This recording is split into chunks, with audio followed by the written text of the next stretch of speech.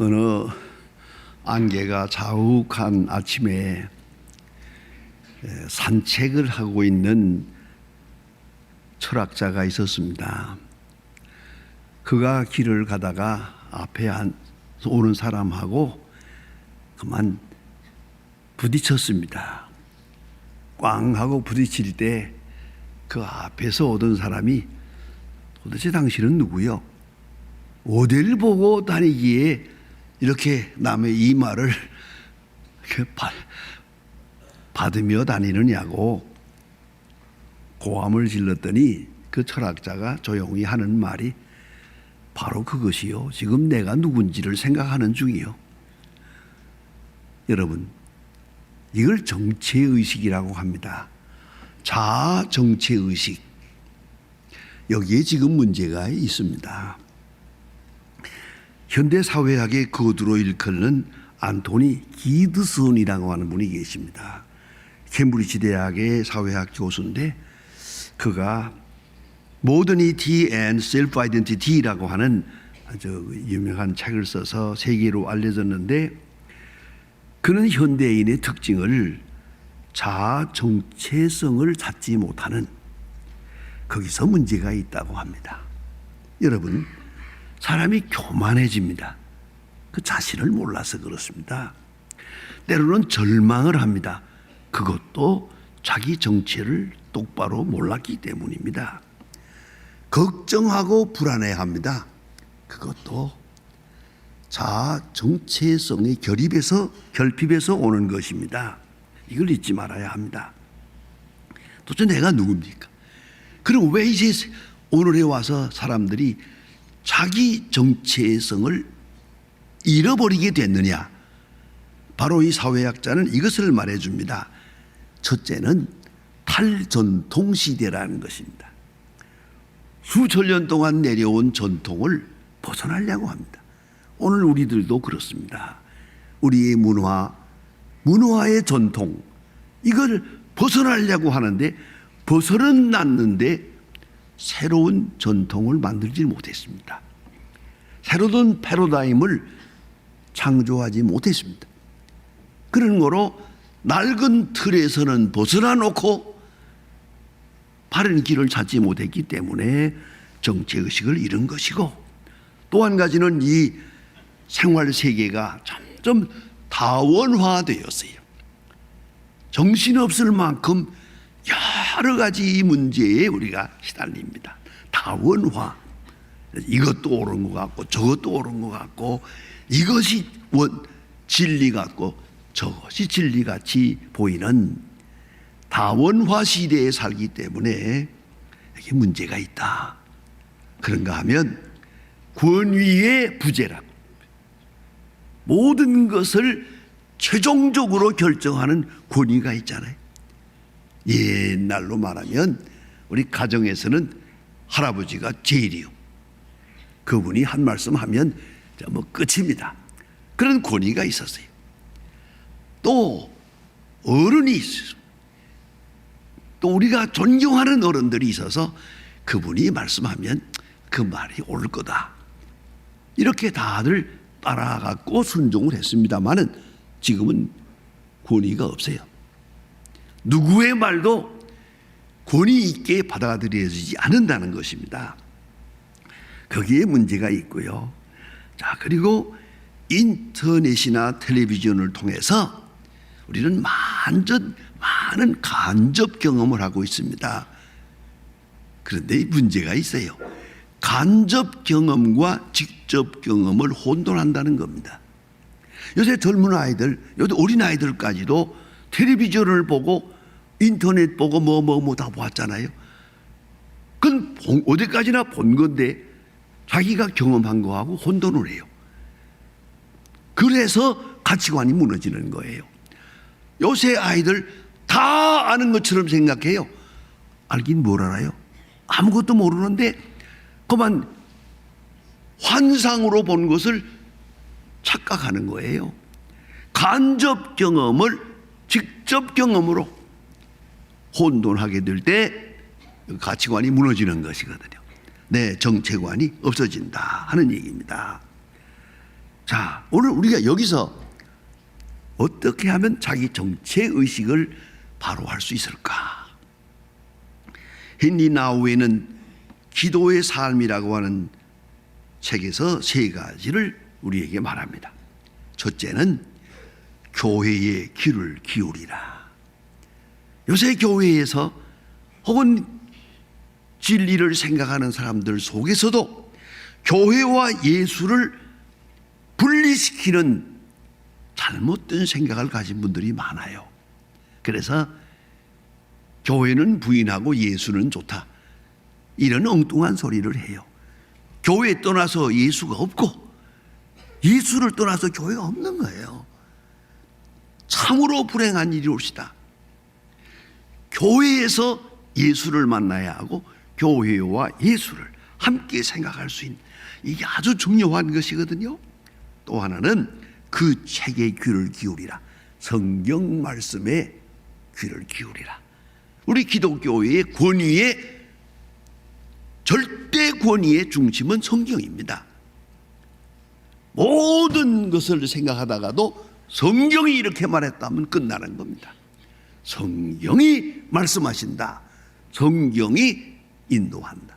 우리는 성경이 주는 말씀, 성경이 주시는 약속, 성경이 주시는 진리, 길과 진리와 생명으로 알고 절대 권위, 이건 성경입니다.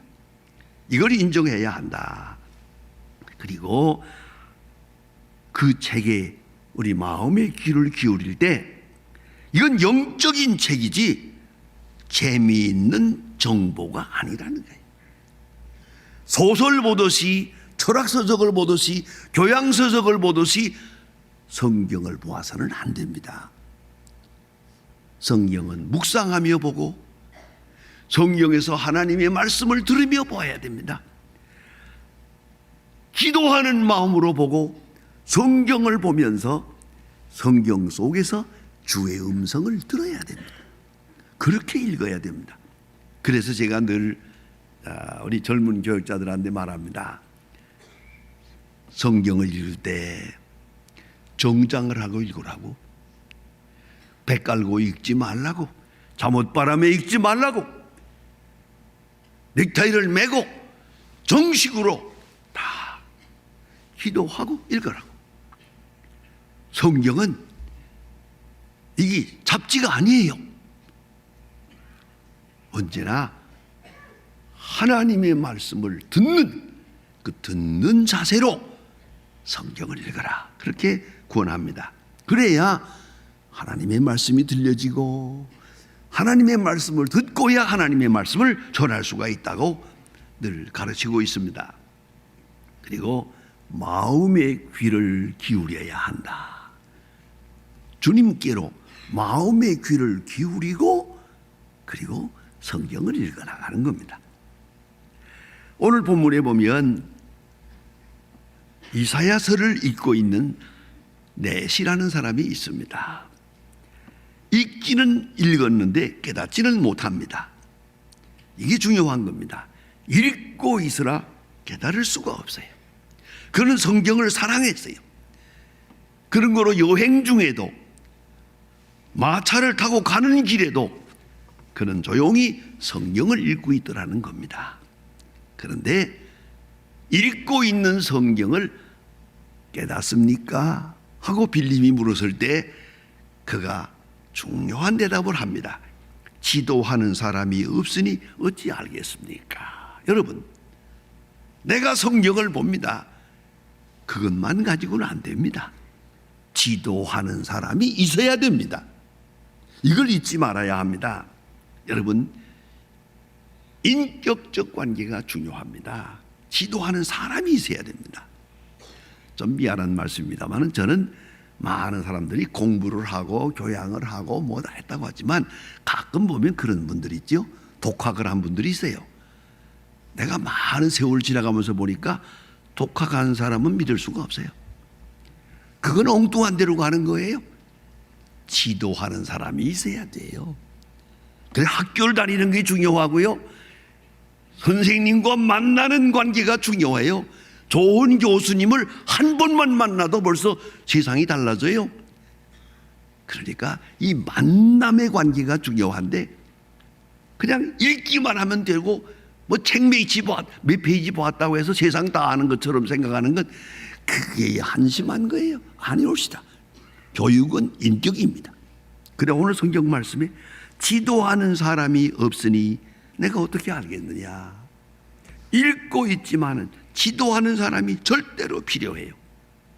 성경적으로 말하면 이거를 사도적 권위라고 합니다. Apostolic authority 아주 중요합니다. 엑수시아 아포스톨로스. 사도적 권위. 사도가 누굽니까? 예수님을 만난 분이요. 예수님과 3년 동안 함께한 분이요. 예수의 십자가를 보고 예수님의 부활을 만난 사람들이요. 예수님을 체험한 바로 그분과의 만남이 중요한 거예요. 특별히 사도행전 2장 42절에 보면 사도의 가르침을 받았다 하는 말이 참 우리의 마음을 중요한 것으로 인도합니다. 성령 충만한 교회예요. 놀라운 역사가 일어났어요. 그러나 사도의 가르침을 받아야 했어요. 사도가 누굽니까? 갈릴리 어부들입니다. 사도행전 4장 13절에 보면 갈릴리에서 온 어부들을 향해서 이렇게 말합니다. 아그람마타.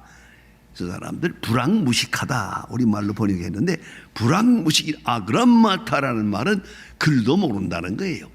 문맹자란 말이에요. 그러나 예수님과 함께 했어요. 예수님과 함께 하던 사람들이요. 그런 거로 그는 사도요. 그의 가르침을 받아야 해. 그의 가르침을 받는다. 대단히 중요한 겁니다. 예? 그래서 사도의 가르침을 받아 서로 교제하며 떡을 떼며 기도하기를 전혀 힘쓰니라. 여러분, 사도의 가르침 이건 꼭 필요한 것입니다. 누가복음 24장 32절에 보면 우리 속에서 마음이 뜨거워지지 아니하더냐. 주님을 만날 때 마음이 뜨거워졌다. 성령의 역사죠. 그 성령의 역사와 그리고 주의 사도들의 가르침을 받는 객관적 역사가 함께 만나야 한다는 것이죠. 근데 요한복음 16장에 보면 성령이 임하면 내가 하던 말을 기억나게 하리라, 감당하게 하리라, 깨닫게 하리라 하고 말합니다. 그러니까 성령의 역사와 내가 읽는 성경과 동시에 사도들의 가르침 이게 함께 할 때 여기서 올바른 신앙을 가지게 된다는 거예요. 근데 오늘 특별히 본문에 눈여겨보아야 될 말씀인 24절입니다. 누구를 가르치미뇨? 성경을 읽을 때 요 말이 누구를 가르치미뇨? 이건 누구에게 한 말이뇨? 이 중심이 어디에 있느냐는 거죠. 성경을 읽을 때는 what 하고 who를 보아야 됩니다. 무슨 사건이냐 하고 누구냐 언제나 알아야 합니다. 무엇이냐 하는 것은 사역이요, 누구냐 하는 것은 인격입니다. 그런 거로 언제나 우리는 이 사건을 통해서 누구냐, 다시 말하면 예수님께서 병 고쳤습니다. 병 고친 희한한 사건 놀랄 거 없어요. 문제는 누가 이 병을 고쳤느냐, 거기에 초점을 맞춰야 됩니다. 그런 거로 성경을 읽을 때마다 이 말씀은 누구를 가르치미뇨, 누구를 가르치미뇨. 그때 빌립이 아주 중요한 계기에 설명을 합니다. 예수님을 가르친 거라고. 여이사야의 글은 예수님을 가르친 거라고. 당신이 읽고 있는 이 성경은 예수님을 가르친 거라고 지적하게 됩니다. 그러므로 그가 예수를 믿고요, 세례를 받고 에티오피아에 돌아가서 교회를 세웠어요. 지금 2000년이 지났지만 에티오피아에 그 교회가 있습니다. 아주 귀중한 전통을 만든 귀한 분입니다. 자, 그러면 성경에서 그리스도를 만나야 돼요. 그리스도 중심적으로 보아야 된단 말이에요. 그리고 성령의 감화가 함께. 그러면은 성경에서 주님을 만나고 주님을 만나게 되면 내가 누군가를 알 수가 있어요. 예수님을 알고야 나를 압니다. 예수님을 통해서 비로소 나의 나됨을 바로 알 수가 있다. 그걸 잊지 말아야 합니다. 그래서 성경을 읽을 때마다 내게 주신 말씀을 들어야 됩니다. 오늘 주시는 말씀을 들어야 됩니다. 매일매일 사건마다 내게 주시는 말씀을 확실하게 들어야 됩니다. 그래서 유명한 칼바르트는 말합니다. The word of God waits for us in the Bible. 너무 좋은 요절입니다. 하나님의 말씀은 성경 안에서 우리를 기다린다. 그러면 내가 읽어요. 읽을 때 하나님의 말씀을 만나고, 하나님의 말씀을 읽어나가는 동안에 주님을 만나고, 주님이 나에게 말씀하십니다. 내가 너를 사랑한다. 아직도 내가 너를 사랑한다. 내가 너와 함께했다. 항상 말씀하십니다. 네가 당하는 사건 속에 예외가 없다. 다 하나님의 섭리 속에 있는 것이다 말씀하십니다. 그래서 그리스도를 만나는 마음으로 성경을 읽어야 됩니다. 예수님께서는 광야에서 40일 동안 금식을 하신 일이 있었습니다. 여러분, 금식에 본 일이 있습니까? 한 사흘 굶으면 정신이 하나도 없습니다. 이렇게 그 예수님께서 시험 받으신 장면을 심리학적으로 푸른 분이세요. 그것도 일리가 있어요. 40일 금식하고 나니까 너무 배가 고파요. 거기에 광야에 돌덩어리가 이렇게 여기저기 있는데 그 돌이 딱 볼 때 저놈이 떡덩어리면 좋겠다 라고 시험 받았다는 거 아닙니까? 예? 그럴 것 같아요. 너무 배가 고파서 절박한 시간입니다. 그러나 예수님은 말씀하십니다. 사탄이 와서 저걸 돌을 떡 만들어 먹어라 하고 시험할 때 예수님은 거절합니다. 그리고 대답하십니다. 사람이 떡으로만 사는 것이 아니요 여호와의 말씀으로 산다. 40일을 굶은 절박한 시간에도 말씀이 먼저요. 이걸 잊지 말아야 합니다. 저는 참 귀한 장면을 보고도 저는 그렇게 실천을 잘 못하고 있는 게 하나 있습니다. 1963년에 저 미시간에 있는 유니온베일이라는 곳에 가서 모래비안 교회에서 부활절을 지냈는데 그 모래비안 교파에 속한 분들 참 경건합니다. 아이들이 밥을 먹으려고 하잖아요. 밥을 먹기 전에 딱 성경 한 절을 읽어야 됩니다. 성경을 읽어야 밥을 먹습니다. 성경 읽기 전에는 절대로 밥을 못 먹습니다. 이렇게 전통적으로 하는 걸 보고 참 좋은 전통이다. 말씀이 먼저요. 말씀을 먹고야 육신의 약식을 먹을 수 있어요.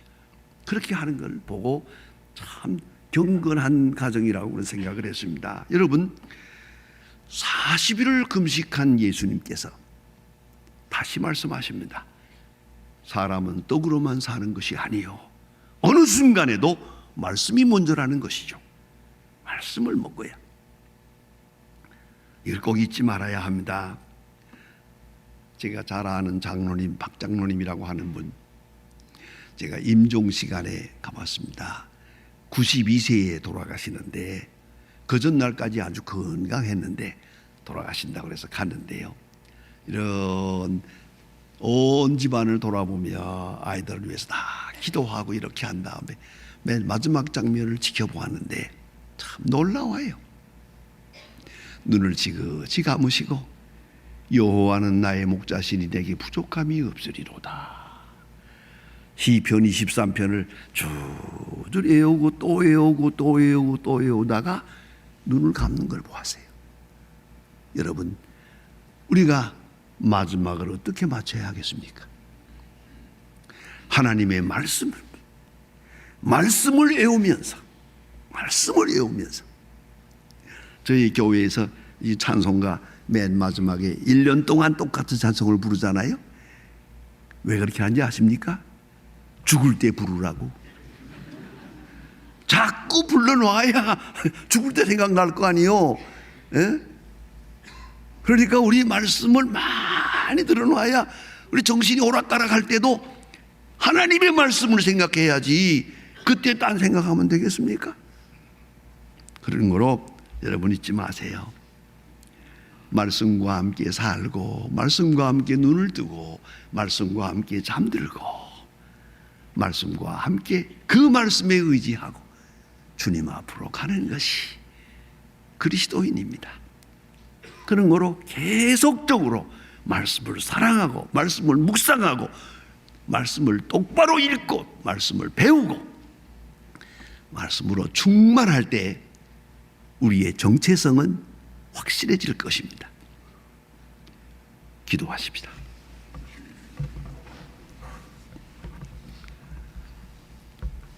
하나님 아버지, 오늘 아침도 저희들을 성전으로 불러주심을 감사합니다.